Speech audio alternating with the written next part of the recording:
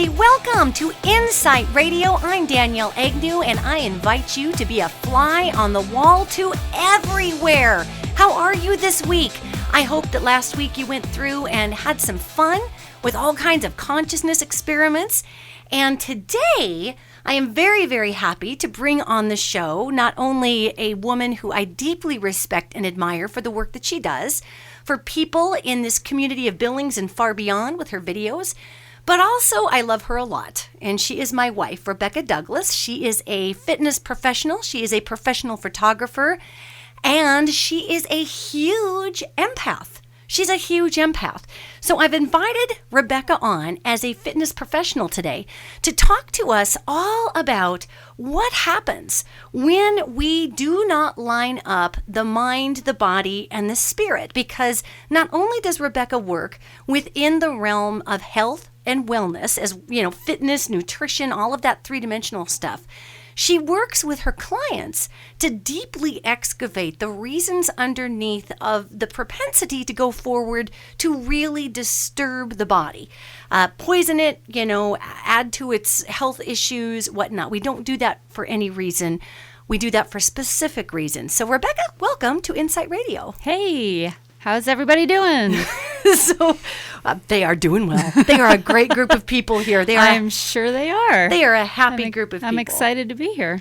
So, Rebecca, I'm going to throw you some questions today. Okay, because you and I talk about this stuff all the time. And I always say to my listeners, they are a fly on the wall to everywhere. So one of the things I want to make sure that we're doing here today is giving them an opportunity to understand how their body comes into play as a hard drive for emotional issues, for anything that they could be packing with them on a physical level that could impede their own personal mind, body, spirit ascension process. So I'm going to throw you a question here. When you're dealing with people, how important is it for you as a health professional to get people to understand that their body just isn't about a bunch of numbers on a scale if they're trying to transform themselves? How important is that? Well, I think it's probably the number one thing that people need to understand and really embrace if they are serious about taking control of their health. And that does include fat loss and weight loss as well. But I come at my entire industry as not just fat loss and weight loss, but the entire. You're doing this not just to wear a smaller jean size, but you want to be healthy. Ultimately, that's most people's deeply hidden goal, not just a smaller jean size. And when I work with my clients, I kind of dig deep with some pretty, I think some pretty hard questions for people to answer sometimes. And it always comes down to, well, I want to be healthier. And you can't just look at a number on a scale or how many calories I'm eating or how many hours I'm working out. That's all just on the physical plane. It's very surface. But you have to. It's a challenging task to get people to understand that we have to go deeper. Okay, so define deeper. What do you mean by that? Well, to basically divorce our relationship with the scale. I mean, that is like God for so many women.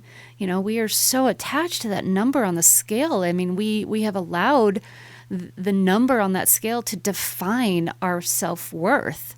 And so we have to get rid of that basic surface level, what do you call it, relationship. And we've got to understand that inside our physical body, the inner workings is so intertwined and interconnected, not just with our skin and our muscles and everything, but the spiritual aspect of what our souls are crying out for and what our emotionalities is holding on to or releasing. And that is exactly what we're going to talk about today. We are going to talk about not just the elements of the scale in the body and the physical, and we'll get a little bit into foods that empaths can eat because we've talked about that on the show before. Yet what I really want to discuss here is the deep part of your work. What would you say is the number one reason that people who eat to poison themselves, and people on the show who listen, our listeners are very familiar with how corn syrup is bad for you, how empaths have a different eating tolerance. So this show's listeners are familiar with all of this. What would you say is the number one reason that you come across in your clients for people repeatedly, even though they know it's a terrible idea, poisoning themselves with things like aspartame, corn syrup, candy bars? What would you say is the number one reason as an empath that you come across in people for doing so? Oh, that's easy. They're covering up everything that they're feeling or they don't want to feel. It's like a security blanket.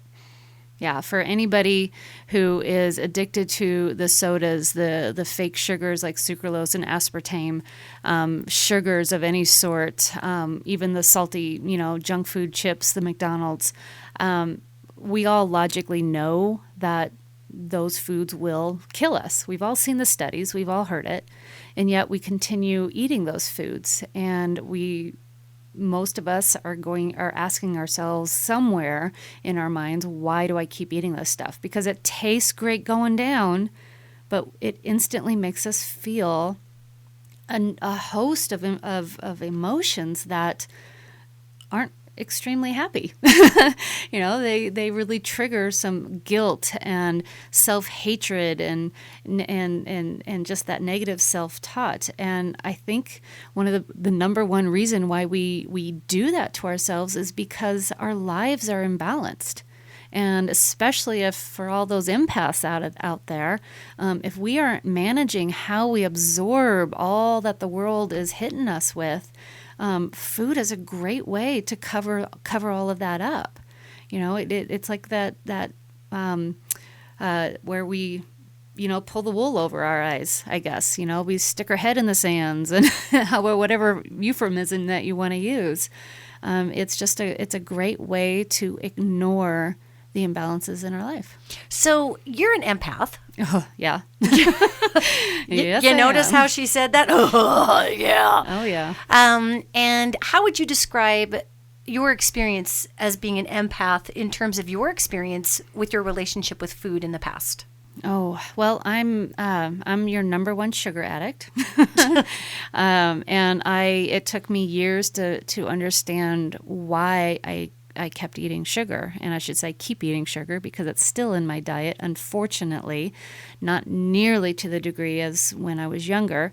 However, I've spent years working on myself and understanding what being an empath means and how to kind of protect myself. I'm going to stop you right there. How to protect yourself? How to protect yourself?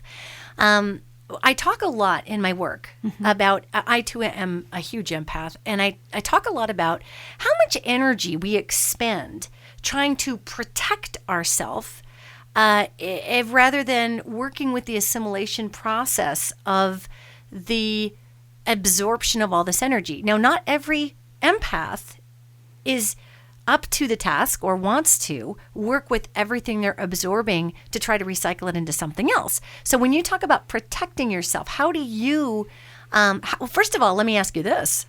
Aren't you glad you're on the show, honey? Oh, yeah. Oh, yeah. How do you define protecting yourself? What is that to you? Well, okay, so for me personally, and this is how I counsel a lot of my clients because I think the majority of my clients are empaths as well, is first recognizing what and who you are. So if you can figure out if you're an empath, or if someone someone who knows what they're talking about tells you you're an empath, you want to take that seriously. That's for number one. As far as protection, sometimes as an empath, it feels like you are the battering ram of the world sometimes, and that's kind of what it feels like. And so there's different protection mechanisms that we can use, or tools that we can use, or a variety, a combination of different varieties of things to help us deflect a lot of the energies that different people and things and thoughts and news and the world basically that throws at us. Because as an empath, we're huge sponges. If we don't protect ourselves, if we don't use those protection mechanisms, and if we don't realize that we're an empath, you're just a big fat sponge absorbing all of that. And it can become very heavy in your body, emotionally as well as physically. What have you seen as an empathic health professional? What have you seen? Let me rephrase this question. How have you seen the gift of empathy then end up burdening people's flesh if they don't understand that they're an empath? How have you seen that play out in the physical body in your profession? Yeah, that's a great question. It's going to be different for different people. I have seen it, and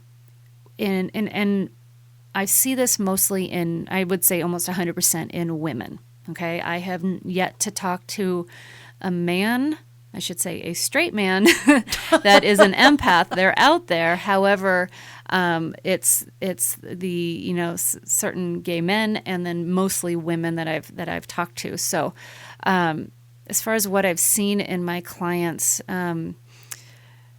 if a woman is in an abusive relationship and she doesn't, it's too scary. Her choices are either stay in this relationship and deal with it or get out. Sometimes the fear of change and the fear of not knowing how to get out makes her stay in that relationship.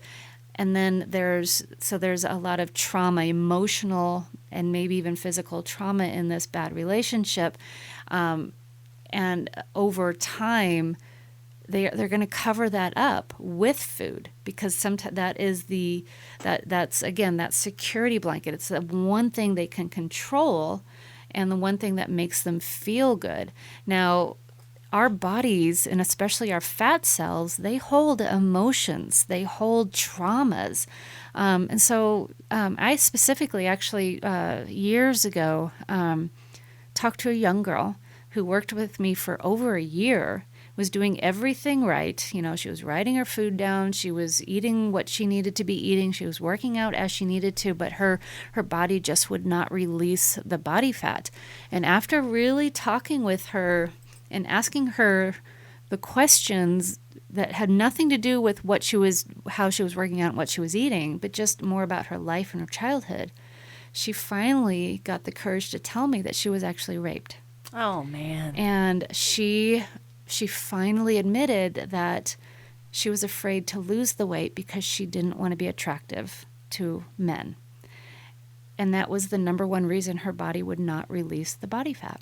So do you feel that you have witnessed the consciousness of people? Mm-hmm. This is going to be a spiritual question with relation to the body. Do you feel that you've actually seen the consciousness of people dictate to the body whether or not it was willing to release fat or impurities or not? Absolutely. Absolutely. There's hands down, most definitely a connection between the spiritual soul, the spiritual self, with the physical body. And so if there is, our body is an amazing mechanism, and it will store the emotional traumas and tragedies that we all go through in life, and we hold them in our fat cells. And the more time that goes by that we do not deal with it, and we may not even know what we're trying to deal with, because some of this is really deep-seated stuff that our psyche just doesn't want to deal with, but our bodies have to do something with that emotional, vibration. And it goes right into the fat cells. So I'm fascinated by this. So part of Rebecca's background is she's I'm sorry, I just blanked out. Sorry about that. Nutrition, it's a nutrition certification that you have. Yeah, I have a it's precision nutrition certification, and it teaches balance of all things. So not just what am I eating and what am I putting in my body, but How am I enjoying my food? What are the colors on my plate so that I visually enjoy my food? What is the balance of my food compared based on what my body type is, based on what my stress levels are, based on what my activity levels are, and what is my mindset in regards to food and my life and my relationship and the fun I have or the lack of fun I have. I mean, it's not a degree, it's a certification. It really encompasses the entire whole person. So when you talk about fat cells holding trauma, let our listeners know, what is the mechanics of that? So you've got a muscle cell, right? And then you've got muscle fat fibers, cell, muscle fibers, fat cells, and fat cells. So why in the dickens is it our fat cells that hold the trauma? And the way that I look at this is that, and tell me if you think this is on or off, is that our muscle fibers are, we eat proteins, those are made from proteins. Our fat cells are created, when we're like binge eating or whatever. I mean, why do our fat cells hold our trauma? So we're actually born with a set number of fat cells. Every person is. Now, our lifestyle and what we eat from the day we're born determines basically how big those fat cells are. So if someone grows up as an obese child because their environment supports obesity, a lot of overeating, a lot of junk food, a lot of chemicals in their foods, and they grow up as an obese young adult and so forth, that person, when and if they do lose weight as an adult, they're going to have that much harder of a time keeping that weight off, because those fat cells are used to being larger, if that makes any sense. And so they have to be far more restrictive and consistent with a healthy lifestyle as far as eating well and working out to keep the leanness in their body so the fat cells don't go back to their status quo. Now, if someone grew up in a household that supported activities and sports and good, healthy nutrition, and 90% of the time, with a little bit more balance, their fat cells are still there. It's just that they have not expanded to accommodate the garbage that they may or may not be eating, if that makes any sense. And it's also my understanding that there is more water in a fat cell than in a muscle fiber. There is a lot more water in fat cells. Also, the fat cells, one of their functions is it acts as a protection layer around our internal organs. So if you have I don't mean to interrupt you, but if you have a protection layer around your organs and you do protection layer. So think about that word, gang. Think about that word that Rebecca just said. Your fat cells act as a protective layer, empaths. They are full of water. So if we are absorbing all of that incredibly powerful and sometimes very disturbing information through the heart chakra or through the belly button, which is our sacral chakra, that's who you are in the world, or the solar plexus, which is how to deal with your dreams and hopes in the world and also your fear, and we put weight on in the breasts or guys in the pecs, the stomach, and especially the stomach areas, then that protection, the fat cell is protection. It's full of water, and it routes based upon the fact that inside of our body we have salt water that's roughly the same salinity as the ocean. It routes that energy around rather than going through the chakra. It goes around the chakra.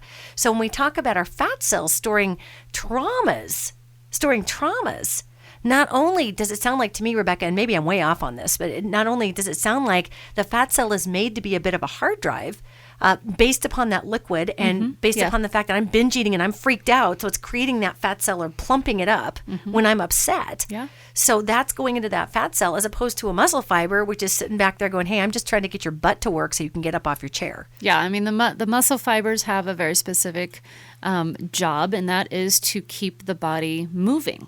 I mean, it's that, and the tendons and ligaments are all what keep us moving and functional in our day-to-day lives.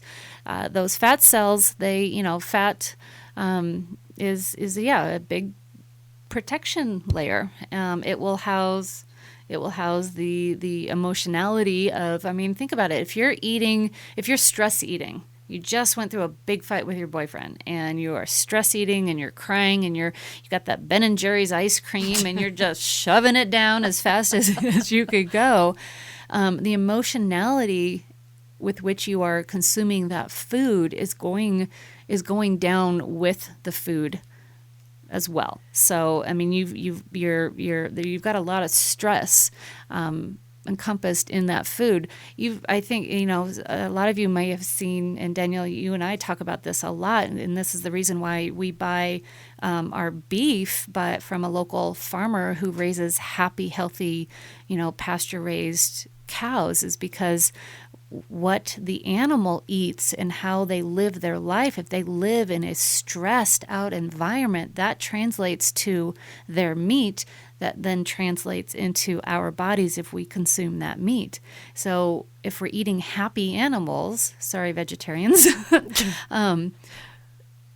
our bodies will ultimately process that food and utilize that food much better than if we were eating animals that lived in cages and stressed out environments and in overcrowded cages and whatnot. So it's the same idea. So, if we're binge eating Ben and Jerry's ice cream because we are so upset about a fight we had with our boyfriend, we're eating the stress. Okay, so eating the stress. Yeah. And I want y'all to think about, in our world, it's difficult for many of us to go home and prepare a perfectly nice dinner. Many of us aren't lucky enough to live in a state like Montana where we ran into the rancher that provides this beef. We ran into this rancher at a movie theater because the rancher started talking to your dad. Wasn't that what happened? Just randomly? Yep. Yeah, and I went up to ask who my dad was talking to, and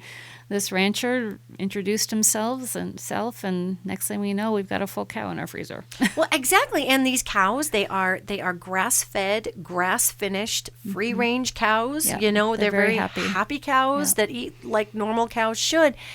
Yet if you don't have access to this kind of food, and a lot of us don't, or we don't have maybe our financial situation isn't set up in a way to where you can just we basically buy our beef for the entire year at one time, in May or June. Yeah. And then we stick it all in the freezer.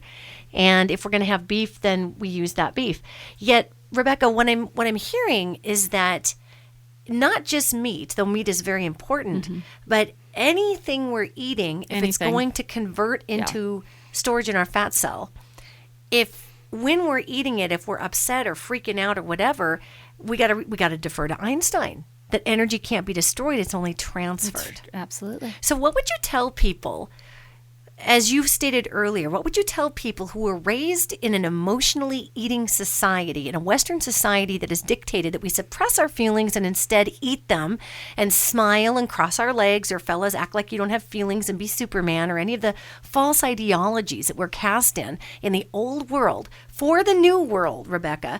How would you tell people to center themselves before they eat? Because everything you're eating is going to get stored, right? If I understand you properly. If you're eating in a distressed manner, absolutely. So, I mean, you need to slow down. I think slow down and really sit with those emotions.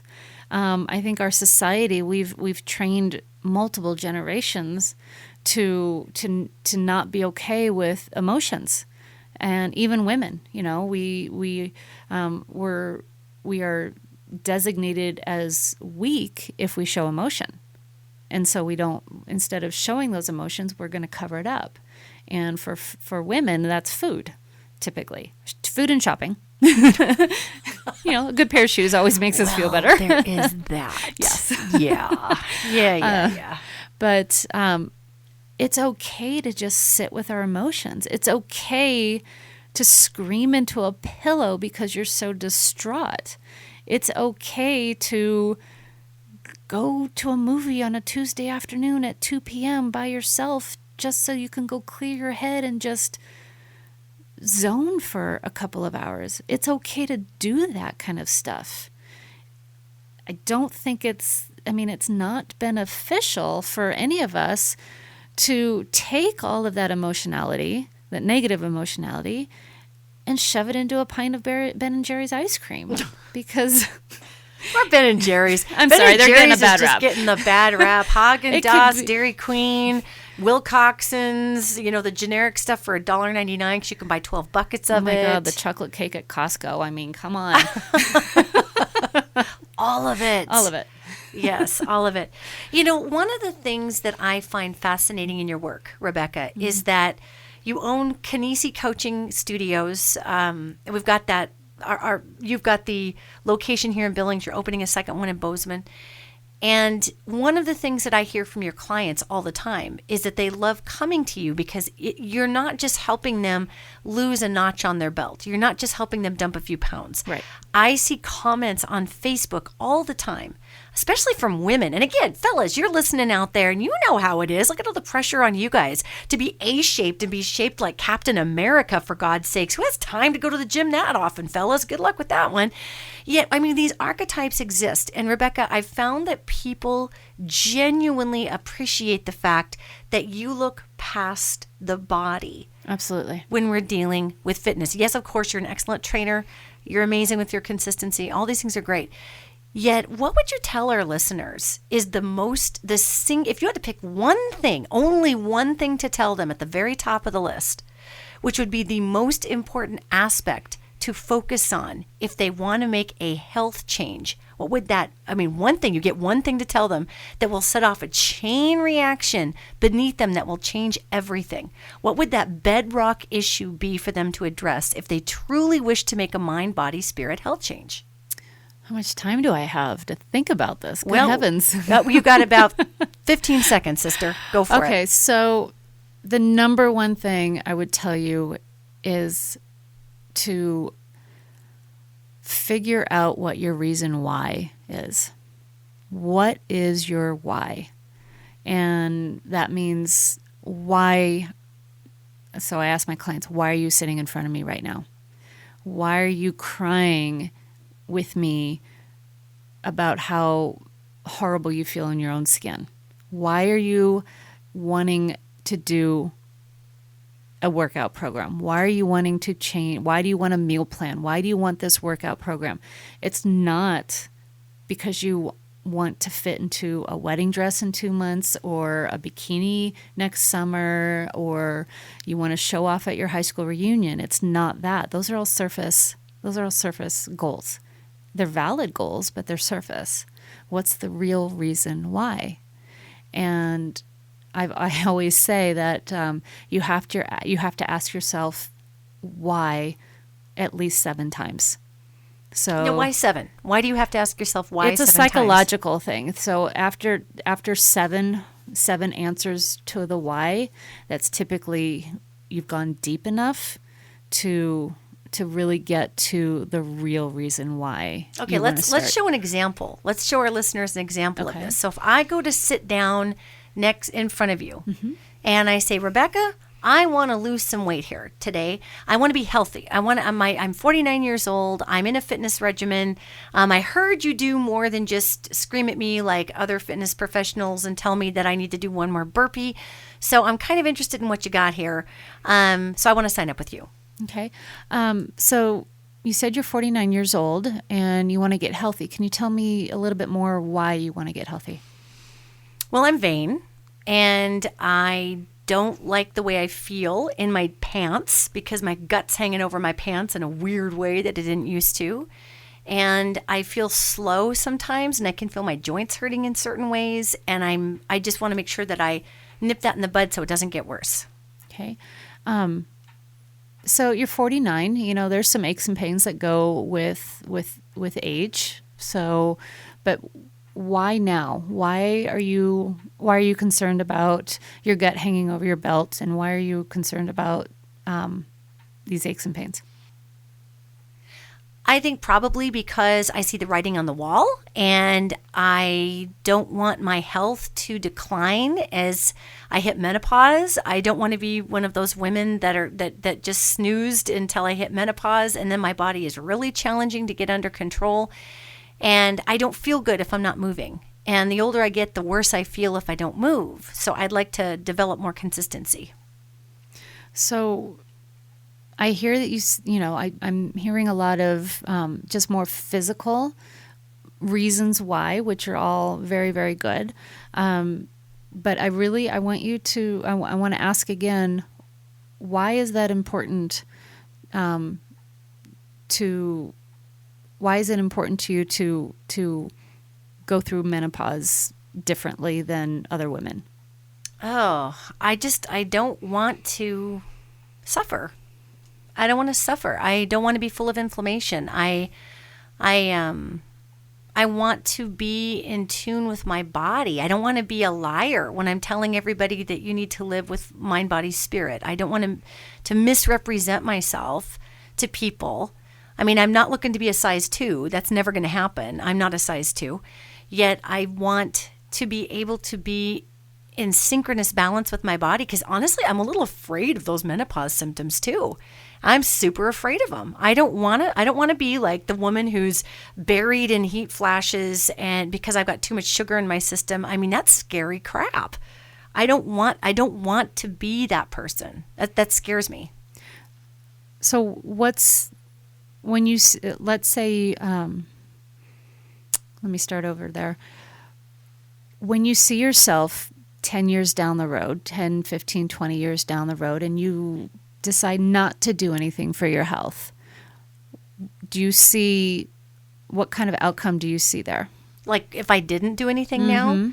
Oh man, I see doughy middle, stiffer joints. I played guitar for years and that actually left my shoulders kind of jacked up.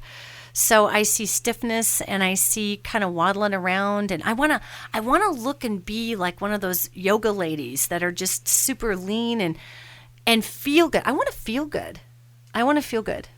So when I'm talking with a client, we would just keep going and going, and eventually most of my clients end up start crying. Well, I'm feeling really emotional. Okay. I'm feeling really emotional about this. I was wondering if you were. Yeah, I'm feeling really emotional because I'm looking down the road going, oh my God, I don't want to. I mean, I have such like a small amount of time. This feels really emotional right now. I have such a short amount of time left, and my cells are hard drives. And I'm very blessed with good genetics. I really am. I'm blessed with good genetics. So it doesn't take much for me to whip the body into shape, but I have to also move the body. So just even in talking about the body, I became emotional. So What do you attribute that to? Well, we're getting deeper to the root reason why you want to get healthy. And basically it sounds like, and we can keep going and going, sure. but it sounds like we were getting closer to the fact that it's really important for you to be a vivacious, energetic, connected person as you get older, because the quality of life is better for you. And our quality of life is better when you're healthy. Yeah. Yeah, and it's interesting. What do you attribute? So, this podcast obviously this week is about the mind-body-spirit connection. And we tend, especially in the metaphysical community, to blow off the body. That comes last, typically, in this field. Now, you may not know that because you are in the health and fitness field, yet you bring a lot of spirituality into that particular field. Yet, with the metaphysical field, we're so busy talking about our 4D and our 5D and our 7D experience and who are we spiritually. And we'll get to, okay, don't eat animals because there's pain and suffering in that, and it's polluting the air with methane. The big feedlots are, which is a true thing. Or we'll get to eventually, you might want to do some stretching and breathing because it's good for your chi. But what I've noticed is that there is no hierarchy between the body, the mind, or the spirit. And to be physical, we must be spiritual. To be spiritual, we must be physical. To be intellectualized, we must be spiritual and physical. To be physical, you must be mindful. To be mindful, you must be spiritual. And that's not to say you have got to go to church every Sunday. That just means if you ignore the spirit and your connection with something greater than yourself, and you can call that whatever you want. I love Mother Earth. Other people call it God. I mean, it doesn't matter. But there's something that we are connected to, and that's a spirit. But if you ignore the spirit, then that part will die off or atrophy. There's no balance there. All three aspects, the mind, the body, the spirit, have to be in balance to be optimally healthy, disease-free, and lean. And again, it's not about being a size 2. It's about not being grossly obese so that your body breaks down in disease. What do you think the most harmful message that the fitness industry has brought to our American 21st century or 20th century culture? And I'll give you in the last 20 years. What do you think the most harmful message has been? In the last 20 years? In the last 20 years. Because we could go clear back to the 60s, and that would get stupid. Well, yeah, I can ask you which decade. I mean, the 50s. Okay, well, let's go back to the 50s. All right, the 50s. Oh, their big message was give your child 2 tablespoons of sugar every day for energy. Oh, my God. Yeah. That's horrifying. Yeah. So, and that really started the epidemic of sugar addiction right there. So, okay, so moving up to the 60s. What was the 60s? I mean, what was cool in the 60s? Smoking, the Marlboro Man. So smoking was cool, so let's do it. All right. The 70s and 80s started the low carb, low fat fad. And then Atkins came along, so it turned into super high protein fad. And that was I believe that was in the 90s, and it just goes on and on and on. And ultimately, it just came down to the main message from the mothership is diets and diet pills and quick fixes. And that's been our message for decades. Okay, so it's quick fixes. Quick fixes, obviously, that does not align the body. It doesn't align the mind. It doesn't align the spirit. We're human beings. The body is the easiest thing to see. Yep. It's the easiest thing to focus on. Mm-hmm. So we're told that quick fixes are how we're going to align ourselves and be the better person and get you that perfect mate and have the perfect life is a quick fix. And if you think about it, as the decades progressed, the technological advances of our society have made our living basically very, very easy. TV remote controls, fancy, comfortable cars, just all the conveniences of modern day life have made living very, very easy and fast and instantaneous and instant gratification. And it's a natural assumption that we want the same instant gratification with our bodies. It might have taken me 20 years to put on this 100 pounds, but I want it gone now. What's the quickest way to do that? Well, here's a diet pill that's going to speed up your heart rate to at risk of a great heart attack, but heck, it's going to burn body fat off of me. And here's a sleepy powder that is going to promote muscle growth. And here's a pill that's going to suppress my appetite so I don't think about eating all day. I mean, we have become a society that no longer wants to acknowledge the emotional distress we're under because we're so stressed and we're in unhappy relationships, when we're in jobs that we don't like because we're no longer paying attention to our spirit. So we're doing a job that our spirit is like, what the heck are you guys doing? This is horrible for us. And yet we do it for the sake of the money, but we need the money to keep up with the Joneses because we want the McMansions and the boats and the motorcycles and the fancy cars and the European vacations every year because everybody else is doing it. And yet we continue to feed the emotions and the sadness and the depressions and the stress, but then one day we wake up and we look at ourselves in the mirror and we're like, holy hell, what happened? Where did I go in the last 20 years? Oh my God, I've got to get this weight off now. Even though it took 20 years to get this way, I want it off in the next 30 days, if not quicker. So I'm going to spend $1,000 on all the diet pills, appetite suppressants, all the diet foods and everything to get it off. And it doesn't work. It's just another way of killing ourselves. So with that in mind, and you said something that really stood out to me, we get our bodies to a particular point in life, 20 years in. And some people, because of that, have terrible secondary problems, autoimmune disorders, fibromyalgia. Oh my gosh, I can speak from absolute personal experience from this if I can. Yeah, please. All right. I'm 48, and I did not actually get into the fitness industry until I was 40. I mean, only 8 years ago. And I was 38 years old when I had a bit of an eye-opener, slap in the face reality check. And I had probably almost a decade of dieting, diet pills, appetite suppressants, trying all the fad diets, the grapefruit diet and the high protein Atkins diet and the low cabbage diet. Oh, I never tried the cabbage. I'm not a fan of cabbage. The low carb, low fat diet. Heck, the high-fat diet. I mean, I tried them all, and my last diet I've ever been on was the raw food diet, and this was a 21-day reset, nothing but raw food, and I was living, it was in the middle of the summer, it was 90 degrees, I was 17 days into this horrible diet where I couldn't have anything cooked, all raw food, raw vegetables. Raw meat? No, I never got into the raw meat. So it was a very restricted, I guess, vegan-ish type of diet. I was 17 days in, and yes, I lost a lot of weight, but it was 90 degrees outside, and I was wearing a turtleneck sweater because I couldn't get warm.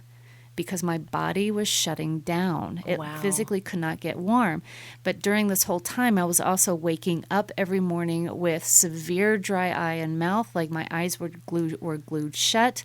My body could not process any food I was eating. I was having horrible digestion issues, and I started going to doctors going, something is not right in my body. I feel like something is trying to kill me. And they tested me for a bunch of autoimmune diseases. They did blood work. They couldn't find anything wrong with me, thankfully. And it wasn't until I finally, at basically a last-ditch effort to figure out what was going on, I went to a friend in my community who was a dietitian, a nutritionist, I should say. She was a nutritionist. And she got me off of wheat, off of sugar, onto some digestive enzymes. Okay, so I have a question, though. Yeah. If you were doing all these raw vegetables, where was your wheat and sugar coming from? Because I was hungry. I was stinking hungry. It was years ago, so I don't remember exactly, but there was definitely gluten in there because I was hungry. So you were stepping outside of your raw food diet to hit bread is raw, I guess. I mean, it's cooked, but yeah. Well, okay. Yeah, I guess so.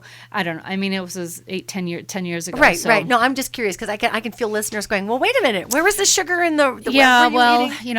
Like I said earlier, I am a sugar addict. So so we have a few little moments of insertion there. Probably, yes, had a few weak moments. However, anyway, she got me, within 2 weeks of working with this nutritionist, my body started feeling 100 times better. And all of these horrible symptoms went away. And I started healing my body from the inside out with just plain old, good old-fashioned balanced nutrition. And that was a huge eye-opener for me, that our bodies need balanced nutrition. It does not need diets because it's too restrictive. I mean, you don't get the nutrients your body needs. You have to have nutrients. But I was doing all of those diets because I was not dealing with stuff in my life. My mind and my spirit were screaming for attention to what was not right in my life at the time. And so this whole health regimen came about right in line with some major life changes in my life, which actually led me to you. Which I can say I'm really happy you had those life changes. That worked out for me in the long run. Yeah. I'm just simply saying. So, but once I dealt with the emotionality of the emotions that I wasn't dealing with, the fear and what my spirit was trying to tell me. And I mean, that's how I changed my career away from photography to the fitness industry. It's how I went from a straight relationship to a gay relationship. I mean, my entire life did a 180 multiple times over, but my physical body was shutting down because I was not dealing with all of that stuff. So the physical body, my takeaway from that story is that the physical body is storing, it's still trying to process the emotionality. The physical body is still trying to process the emotionality that the mind or the spirit may be suppressing. Yeah. So what I think is fascinating when I listen to you talk is the awareness that our physical body is constantly drawing us into the present. Absolutely. It won't let us be in denial. It's going to break down. It's going to glue your eyeballs shut. You're going to get sick. You're going to fall apart. And the longer you ignore what's going on, the more the physical body is going to shut down and really scream at you. And it gets worse and worse and worse. And unfortunately for some people, it's a stage 4 cancer. And for some, it's just debilitating rheumatoid arthritis. And for some, it's like fibromyalgia. Fibromyalgia is a huge, they don't even know what it is, but I'm telling you, it is directly related to the emotions and the mind and the spirit that you are not, the issues that in your life that you are not dealing with. You're covering it up, and your body just screams out in pain, trying to get you to wake up and go, okay, something's not right in my life. And also fibromyalgia, just to put a pin in that for a second, fibromyalgia is an affliction for folks. Okay, let me back up. I've never met a person with fibromyalgia who is not a huge empath. Exactly. Never, Yep. ever.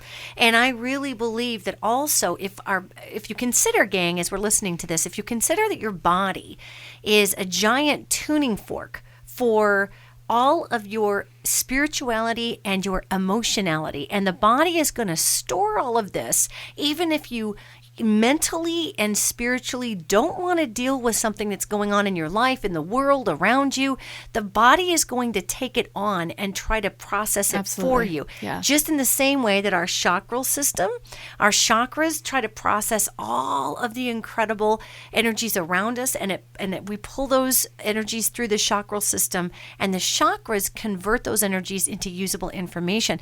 So the body will process your emotional issues, whether you are ready to or not. In the case of fibromyalgia, and everybody's a little different, as you're talking about, there very well could be denial of situations in one's life. I've noticed that as energy moves through people's bodies and chakral systems, if they are not aware that they're an empath, they are not releasing those energies in a positive way, such as working out or meditation or going for a bike ride or running or having more sex. For God's sakes, for everybody out there who has a partner, get in the sack. Rock that stuff. Rock it up. Rock it.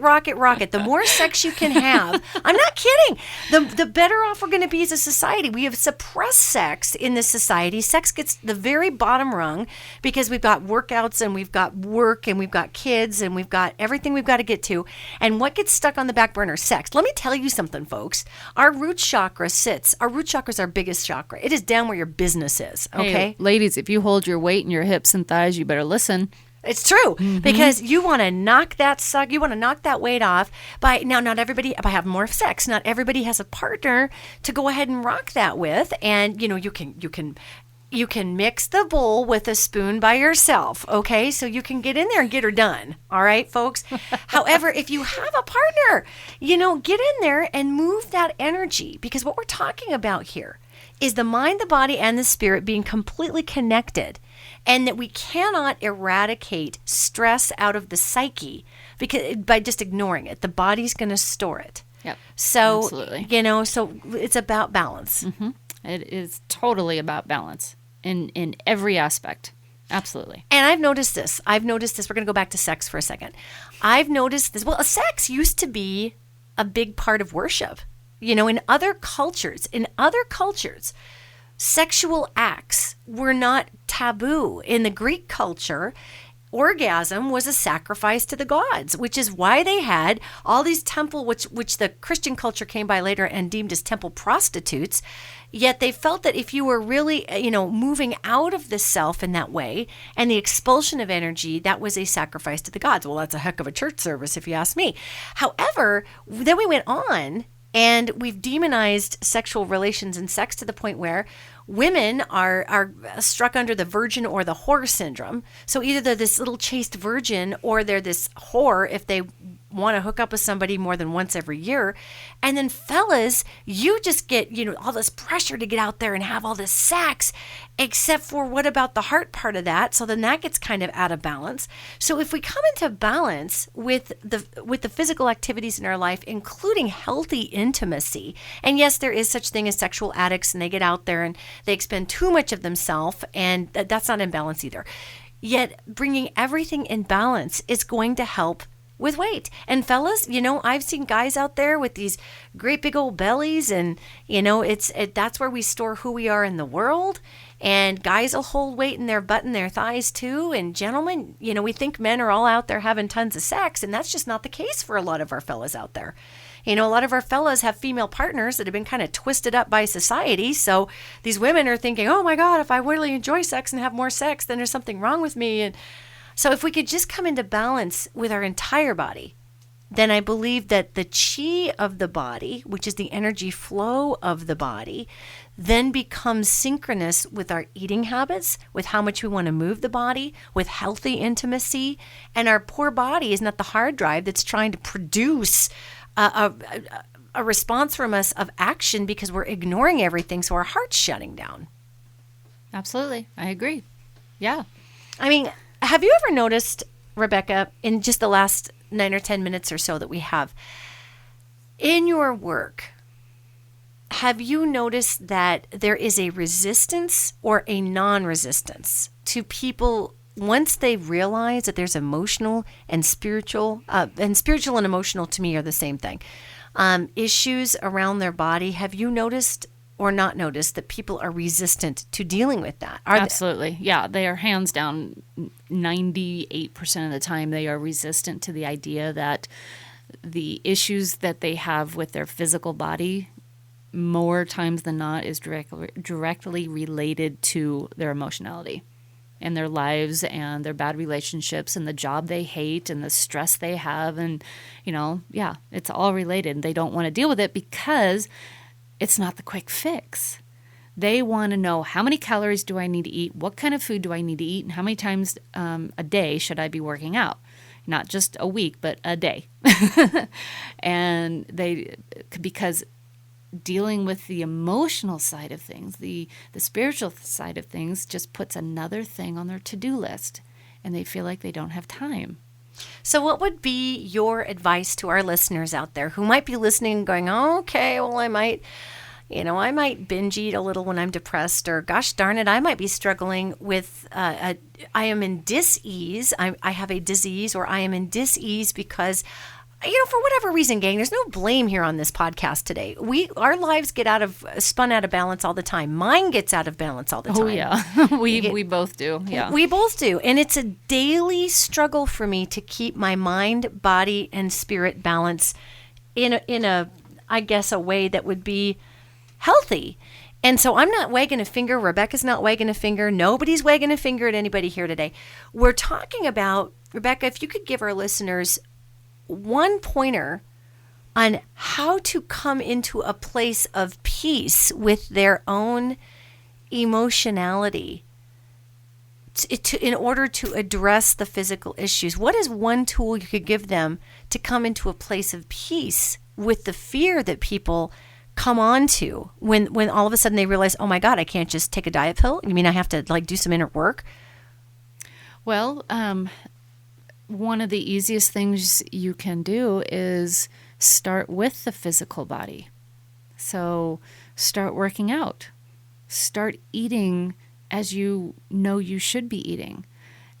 You start with those two things, it's going to get the wheels and the cog working. Okay, so for most people who are very, very busy, and I see this in my clientele, they've got a spouse at home that's ragging on them about something. They've got kids that are blowing them off.